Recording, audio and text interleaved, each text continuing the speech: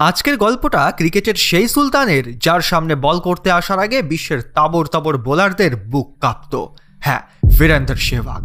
কিন্তু 2011 সালের সেই সময়টা বীরুর জন্য মোটেও সহজ ছিল না। একদিকে ব্যাটে রান নেই, তার উপর ওই দিন ধোনি না থাকায় টিমের ক্যাপ্টেন্সির চাপ। আর ঠিক এই সুযোগটাই নিতে চেয়েছিল West Indies bowler Kemar Roach.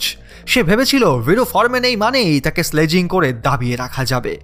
সেহবাগের মাথা লক্ষ্য করে একের পর এক বিষাক্ত বাউন্সার মেরে রোচ বীরুর কাছে যায় আর গিয়ে তাকে অপমান করে বলে, আরে ভাই, তুই তো বাউন্সার খেলতেই পারিস না, তা তোকে ইন্ডিয়ার captain বানালোটাকে? Hey brother, you can't even play bouncer. Who made you India's captain? ব্যাস, রোচ হয়তো তখন কল্পনাও করতে পারেনি যে সে কাকে কি বলে ফেলেছে। গ্যালারি ভর্তি দর্শকের সামনে মাঝ পিছে দাঁড়িয়ে ওই একটা অপমান সেহবাগের ভেতরের দানবকে জাগিয়ে দিল। তারপর ইন্দোরের মাঠে যা হয়েছিল তা ক্রিকেট দুনিয়া কোনো দিন ভুলবে না। রোচ থেকে শুরু করে রবি রামপাল, গোটা ওয়েস্ট ইন্ডিজ বোলারদের পিটিয়ে ছাতু করে দিয়েছিলেন বীরু। সেদিন তার ব্যাট থেকে 1-2 নয়, একেবারে 219 রানের এক সাইক্লোন এসেছিল। 200 runs for Virender Sehwag. কিন্তু জানেন কি, সেদিন আরও একটা জিনিস হয়েছিল যার জন্য সেহবাগ 200 রান করতে পেরেছিল। কি সেই কারণ জানতে হলে ভিডিওটা পুরো দেখতে হবে। নমস্কার বন্ধুরা, শুরু হচ্ছে আমাদের আজকের এপিসোড আই অ্যাম সেহবাগ। সিরিজের চতুর্থ ম্যাচ, ভেন্যু ইন্দোর। ইন্ডিয়া 2-1 এগিয়ে থাকলেও বীরুর ফর্ম নিয়ে তখন চারিদিকে সমালোচনা। আগের ম্যাচে তো খাতা খোলার আগেই প্যাভিলিয়নে ফিরেছিলেন, তাই প্রেসার ছিল খুব বেশি। টসে জিতে বীরু ঠিক করলেন আগে ব্যাটিং করবেন। সঙ্গী হিসাবে ওপেনিংয়ে নামলেন গৌতম গম্ভীর। উল্টো দিকে ওয়েস্ট ইন্ডিজের হয়ে বোলিংয়ে কেমার রোচ, যার বলের অ্যাভারেজ গতি 150 কিলোমিটার প্রতি ঘন্টা। ভারত শুরুটা একটু সাবধানে করল। প্রথম ওভারে এলো মাত্র 2 রান। দ্বিতীয় ওভারে বল করতে এলো রবি রামপাল, সেই বোলার যে আগের ম্যাচে বীরুকে শূন্যতে আউট করেছিল। কিন্তু আজ বীরু অন্য মুডে। প্রথম বলেই একটা ফ্লিক করে 4 মেরে বুঝিয়ে দিলেন আজ তার সামনে দাঁড়িয়ে আছে নতুন এক সেহবাগ। পরের ওভারে আবার রোচের সেই বাউন্সার, কিন্তু এবার আর বীরু চুপ থাকলেন না। থার্ড ম্যানের ওপর দিয়ে তার সেই সিগনেচার আপার কাট আর বল সরাসরি গ্যালারিতে ছক্কা। ওই ছক্কাটা খেয়ে রোচের মেজাজ বিগড়ে যায়। সেহবাগকে স্লেজিং করতে শুরু করে সে। আসলে রোচ জানতো না যে সেহবাগকে রাগানো মানে নিজের কফিনে নিজেই পেরেক পোতা। এরপর পঞ্চম ওভারে বীরু আর গম্ভীর দুজন মিলেই রোচকে আচ্ছা মতো ধোলাই করলেন। রোচ যত জোরে বল করছিল তার দ্বিগুণ জোরে বল বাউন্ডারির বাইরে যাচ্ছিল। 5 ওভার শেষে ইন্ডিয়ার স্কোরবোর্ডে রান দাঁড়ায় 30। 6 নম্বর ওভারে ভাগ্য সেহবাগের সাথে ছিল, কারণ একটা ডিরেক্ট থ্রো যদি উইকেটে লেগে যেত তাহলে হয়তো আজ আমরা এই 219 রানের গল্পটা করতেই পারতাম না। কিন্তু সেদিন কপালও বীরুর সাথ দিচ্ছিল। বীরু একটু শান্ত হতেই গম্ভীর হাত খোলা শুরু করলেন। একটা দুর্দান্ত 4-এ গ্যালারির সবার মন জয় করে নিলেন তিনি। বীরু তখন কিছুক্ষণ স্ট্রাইক পাচ্ছিলেন না, তাই বোলারদের ধোলাই করার দায়িত্বটা নিজের কাঁধে তুলে নিলেন গম্ভীর। কেমার রোচের হাল খারাপ দেখে ক্যারিবিয়ান ক্যাপ্টেন বল তুলে দিলেন আন্দ্রে রাসেলের হাতে। কিন্তু গম্ভীরের যেন আজ কোনো মায়া দয়া ছিল না। রাসেলের প্রথম বলে একটা খতরনাক ফ্লিক আর বল সোজা বাউন্ডারির বাইরে। যদিও ওই ওভারে একটা রিটার্নিং ক্যাচ মিস করে গম্ভীরকে দ্বিতীয় জীবন দেয় রাসেল। আর সেই সুযোগ কাজে লাগিয়ে ওভারের শেষ বলে আরও একটা 4 মেরে রাসেলকে বুঝিয়ে দিলেন ক্যাচ মিস তো ম্যাচ মিস। গম্ভীর তখন বোলারদের কাছে টেনে মজা করে পেটাচ্ছিলেন। আর অনেকক্ষণ স্ট্রাইক না পাওয়ার পর 9 নম্বর ওভারে যেই বীরু সুযোগ পেলেন, রাসেলের ওভারে একটা ফাটাফাটি 4 মেরে নিজের ভেতরের দানবকে জাগিয়ে তুললেন তিনি। 10 ওভার শেষে ইন্ডিয়ার স্কোর গিয়ে দাঁড়ালো 63 রানে। গম্ভীর 32 আর বীরু 29 রানে অপরাজিত। পেসারদের এই দশা দেখে ওয়েস্ট ইন্ডিজ এবার তাদের তুরুপের তাস নামালো সুনীল নারিন, যাকে তখনকার দিনের বিশ্বের সেরা অফ স্পিনার বলা হতো। কিন্তু নারিন হয়তো জানতেন না যে বীরুর ডিকশনারিতে অফ স্পিনার মানেই হলো ফারার বোলার। বোলার হিসাবে নারিনকে পাত্তাই দিতেন না বীরু। ऑफ स्पिनर को बॉलर नहीं मानते, सबसे आसान तरीका है बॉलिंग करने का ऑफ स्पिन। আর তার প্রমাণ মিলল প্রথম বলেই। নারিন বল ছাড়লেন আর বীরু সেটাকে লং অনের ওপর দিয়ে সজোরে আছড়ে ফেললেন গ্যালারিতে। সেই বিশাল ছক্কা দেখে পুরো স্টেডিয়াম তখন পাগল হয়ে গেল। বীরু যেন চোখে আঙুল দিয়ে দেখিয়ে দিলেন যে তার সামনে স্পিনারদের কোনো কেরামতি চলবে না। পরিস্থিতি সামলাতে এবার স্বয়ং ক্যারিবিয়ান ক্যাপ্টেন ড্যারেন স্যামি বল হাতে এলেন। কিন্তু বীরু অতিথি আপ্যায়ন করতে ভুললেন না। স্যামিকেও মিড অফের ওপর দিয়ে একটা দানবীয় ছক্কা মেরে ওয়েলকাম জানালেন তিনি। পুরো স্টেডিয়াম তখন ভিরু ভিরু চিৎকারে ফেটে পড়েছে। স্যামির ওভারের শেষ বলে গম্ভীরও একটা 4 মেরে স্কোরবোর্ড সচল রাখলেন। ভিরু তখন 49 রানে দাঁড়িয়ে, বোলার আবার সেই সুনীল নারিন। সবাই ভেবেছিল সে একটা সিঙ্গেল নিয়ে নিজের 50টা করবে, কারণ অনেক দিন থেকেই রান আসছিল না। কিন্তু ওটা তো সেবাগ, সিঙ্গেল নেওয়া তার খেলার মধ্যে পড়ে না। পরের বলটাকেই গগনচুম্বী একটা ছক্কা মেরে রাজার মতো নিজের হাফ সেঞ্চুরি পূরণ করলেন। এটাই ভিরু, রেকর্ড বা অ্যাচিভমেন্টের পরোয়া তিনি কোনোদিনই করেননি। 15 ওভার শেষে ইন্ডিয়ার রান দাঁড়ালো 108। পরের ওভারে গম্ভীরও রোজকে 4 মেরে নিজের হাফ সেঞ্চুরিটা সেরে নিলেন। কিন্তু আজকের দিনটা ছিল শুধুই সেবাগ শো। রাসেলের 140 স্পিডের খতরনাক বলগুলো ভিরু এমনভাবে খেলছিলেন যেন কোনো স্পিনার বল করছে। টাইমিং আর প্লেসমেন্টগুলো ছিল একেবারে দেখার মতো। এরপর আবার বল করতে এলো সেই কেমার রোচ, যে ভিরুকে বাউন্সার খেলতে পারে না বলেছিল। ভিরু যেন তারই আসার অপেক্ষায় ছিলেন। প্রথম বলেই একটা জবরদস্ত ফ্লিক আর বল পলক ফেলার আগেই সীমানার বাইরে। রোচ এবার বিরক্ত হয়ে একটা বিষাক্ত ইয়র্কার দেওয়ার চেষ্টা করলো, কিন্তু ভিরু সেটাকেও কিভাবে একটা ফ্লিক করে 4 মেরে দিলেন রোচ নিজেও বুঝে উঠতে পারলেন না। রোচের সাথে মুখ না লাগিয়ে সেবাগ নিজের ব্যাট দিয়ে তার স্লেজিংয়ের জবাব দিচ্ছিল। 18 ওভার শেষ হতেই ইন্ডিয়ার রান পৌঁছে গেল 132-এ। ভিরু তখন মাত্র 52 বলে 72 রানে খেলছেন। 4-6 মারার পাশাপাশি দুজনে কিন্তু সিঙ্গেলটাও দারুণভাবে রোটেট করছিল। 19 নম্বর ওভারে গম্ভীর রাসেলের ওপর চড়াও হলেন। মিডনের ওপর দিয়ে একটা দুর্দান্ত লফটেড শট আর বল সীমানার বাইরে। ওভারের শেষ বলে ভিরুও পিছিয়ে থাকলেন না, নিখুঁত একটা কাট শটে 4 আদায় করে নিলেন। ভিরুর মেজাজ যখন ঠিক থাকে তখন ভালো বলকে বাউন্ডারিতে পাঠানো তার কাছে ডাল ভাত। ক্যারিবিয়ান বোলিং লাইন আপ ততক্ষণে তাসের ঘরের মতো ভেঙে পড়েছে। 20 ওভার শেষে ইন্ডিয়ার রান 149। বোলারদের এই হাল দেখে ড্যারেন সামি এবার বল দিলেন কায়রন পোলার্ডকে। ভেবেছিলেন পোলার্ডের স্লোয়ার দিয়ে হয়তো ভিরুকে ফাঁদে ফেলা যাবে, কিন্তু ভিরু যেন সেদিন কষায়ের মতো নির্দয় হয়ে খেলছিলেন। পোলার্ডের দ্বিতীয় বলেই কোনো নড়াচড়া না করে সির্ফ দাঁড়িয়েই একটা গগনচুম্বী ছক্কা হাঁকালেন।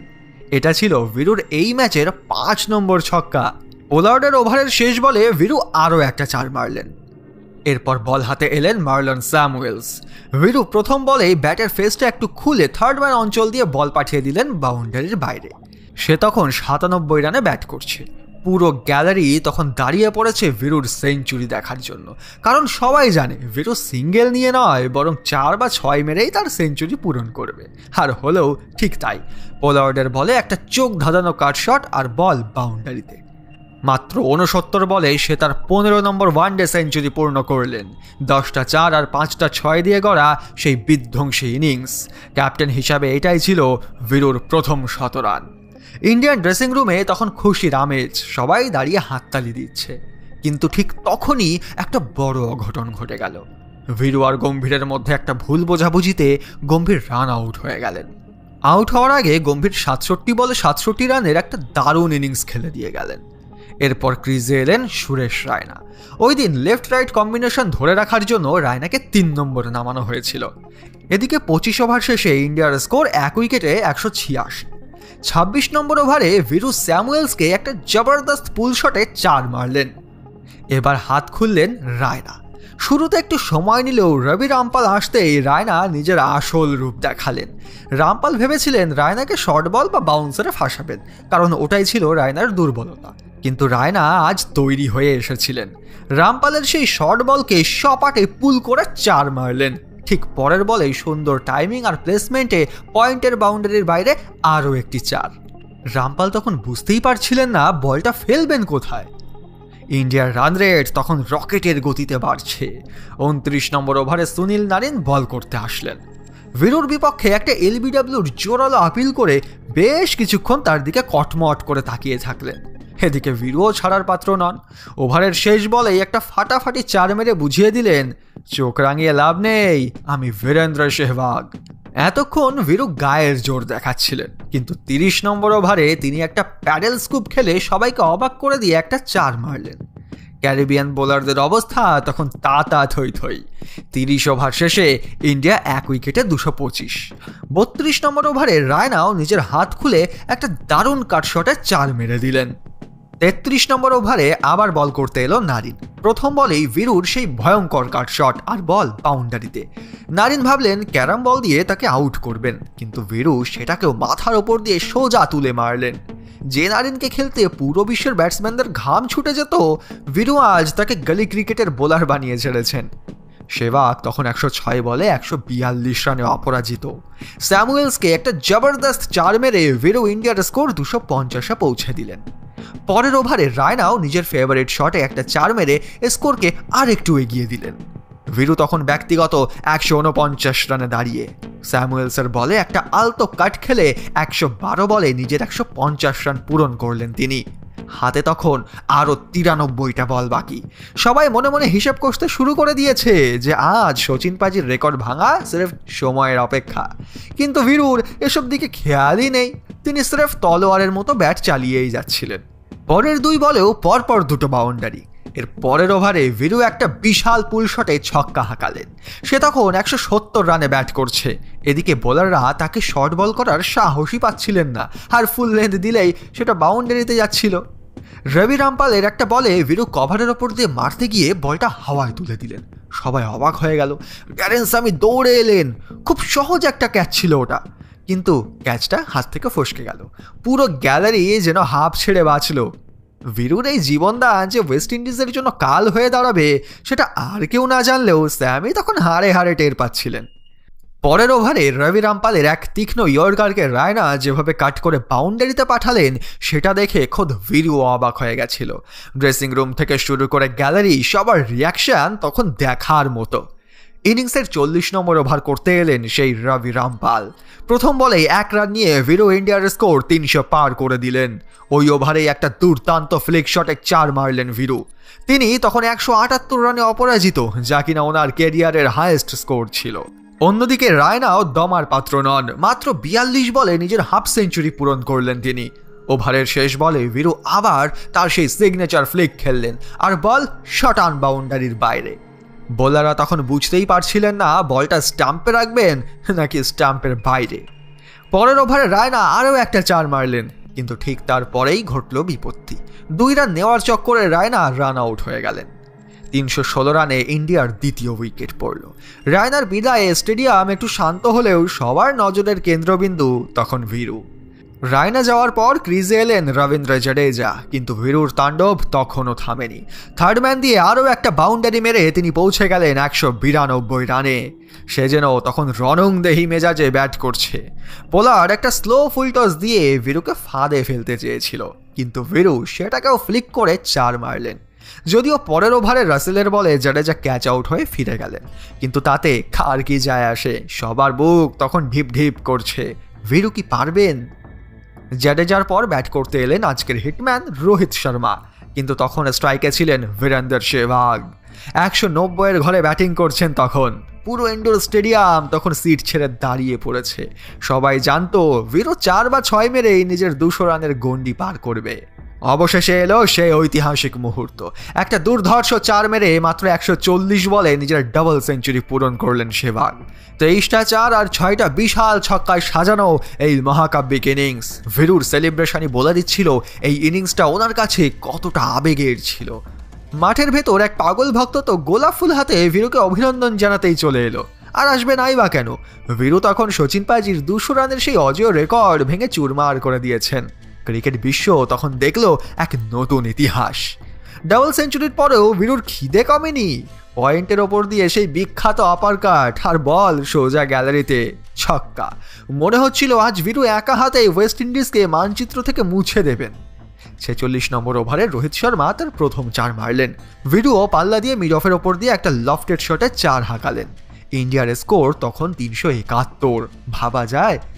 47 নম্বর ওভারে বীরু আরও একটা 4 মেরে নিজের স্কোর নিয়ে গেলেন 219-এ। 250 রান তখন হাতের নাগালে মনে হচ্ছিল, কিন্তু পরের বলেই ছক্কা মারতে গিয়ে লং অফে ক্যাচ দিয়ে বসলেন তিনি। 219 রানে শেষ হলো তার এই দানবীয় ইনিংস। বীরু যখন মাঠ ছাড়ছেন, বিপক্ষ দলের প্লেয়ার থেকে শুরু করে গ্যালারির প্রত্যেকটা মানুষ দাঁড়িয়ে তাকে সম্মান জানাচ্ছিলেন। 219 রান, যা সেই সময় ওয়ানডে ক্রিকেটের ইতিহাসে ছিল সর্বোচ্চ ব্যক্তিগত স্কোর। এক কথায় অবিশ্বাস্য। তবে ভিরু আজ যে ডাবল সেঞ্চুরি করবেনই বলে জেদ ধরেছিলেন তার পেছনে একটা খাস কারণ ছিল, সেটা একটু পরেই আপনাদের বলছি। ভিরুর পর মাঠে নামলেন আজকের কিং বিরাট কোহলি। অন্যদিকে রোহিত শর্মা তখন নিজের মেজাজে। কেমার রোচ একটা ইয়র্কার মারার চেষ্টা করেছিল, কিন্তু রোহিত সেটাকে অনায়াসে ফুল টস বানিয়ে বাউন্ডারিতে পাঠিয়ে দিলেন। পরের বলেও 4, যদিও তারপরেই 16 বলে 27 রান করে রোহিত বোল্ড হয়ে যান। এরপর এলেন পার্থিব প্যাটেল। বিরাট কোহলি পোলার্ডকে একটা ঝকঝকে 4 মেরে ইন্ডিয়ার স্কোর 400 পার করিয়ে দিলেন। 50 ওভার শেষে ইন্ডিয়ার পাহাড় প্রমাণ স্কোর দাঁড়ালো 5 উইকেটে 418। ভাবতে পারেন 418, তখনকার সময়ে এই রান করা একেবারেই সহজ ছিল না। মজার ব্যাপার কি জানেন, যেই কেমার রোজ শুরুতে ভিরুকে স্লেজিং করেছিল সেই রোজকে 10 ওভারে 88 রান হজম করতে হলো। একেই বলে উচিত শিক্ষা। এখন ওয়েস্ট ইন্ডিজকে জিততে হলে করতে হবে 419 রান, যা প্রায় অসম্ভব। ওয়েস্ট ইন্ডিজের শুরুটাও হলো একেবারে যাচ্ছে তাই। দ্বিতীয় ওভারে পাওয়েল রান আউট। এরপর স্যামুয়েলস আর সিমন্স একটু চালিয়ে খেলা শুরু করলেন ঠিকই, কিন্তু ইন্ডিয়ান বোলারদের সামনে আজ টেকাই দায়। রবীন্দ্র জাডেজা এসে সিমন্সকে ফিরিয়ে ক্যারিবিয়ানদের দ্বিতীয় ধাক্কাটা দিলেন। স্যামুয়েলস একটু হম্বিদম্বি দেখাচ্ছিলেন, কিন্তু রাহুল শর্মা এসে ওর স্টাম্প ছিটকে দিয়ে সব অহংকার মাটিতে মিশিয়ে দিল। শর্মা সেদিন যেন আগুন ঝরাচ্ছিল। একে একে ক্যারিবিয়ান ব্যাটসম্যানদের প্যাভিলিয়নের রাস্তা দেখাতে শুরু করলেন। এমনকি খতরনাক পোলার্ডকেও ক্লিন বোল্ড করে দিলেন রাহুল। নিজের প্রথম ইন্টারন্যাশনাল ম্যাচেই বাজিমাত করলেন এই লেগ স্পিনার। মাত্র 100 রানেই ওয়েস্ট ইন্ডিজের অর্ধেক টিম ড্রেসিং রুমে। দীনেশ রামডিন সেদিন একা লড়ে 96 রান করলেও কিছুই লাভ হয়নি। পুরো ওয়েস্ট ইন্ডিজ টিম 265 রানে অল আউট হয়ে গেল। ইন্ডিয়া ম্যাচ জিতল 153 রানের বিশাল ব্যবধানে। রাহুল শর্মা আর জাডেজা 3টে করে উইকেট নিলেন, আর আমাদের ক্যাপ্টেন ভিরু হলেন সেদিনকার man of the match. Match শেষে ভিরু একটা ইন্টারভিউতে তার আসল রহস্যটা ফাঁস করলেন। উনি বললেন 170 রানে যখন ড্যারেন সামি ওনার সহজ ক্যাচটা ফেলে দেয়, তখনই উনি বুঝে গিয়েছিলেন যে আজ স্বয়ং ওপরওয়ালা চাইছেন উনি ডবল সেঞ্চুরি করুন। ওই লাইফ লাইনটাই ভিরুর আত্মবিশ্বাস একেবারে বাড়িয়ে দিয়েছিল, আর এটাই ছিল সেই ঐতিহাসিক প্রতিশোধের গল্প। এবার আপনাদের একটা ছোট্ট প্রশ্ন করি, দেখি আপনারা পারেন কি না। আপনারা কি বলতে পারবেন যে কত বলে ভিরু সেদিন 200 রান পূরণ করেছিল? নিচে কমেন্ট করে জানান। আর ইন্ডিয়ান টিমের ফ্যান হলে ভিডিওটিকে অবশ্যই একটি লাইক করে দেবেন, আর এরকমই ক্রিকেটের ভিডিও দেখার জন্য চ্যানেলটিকে সাবস্ক্রাইব করে রাখতে পারেন।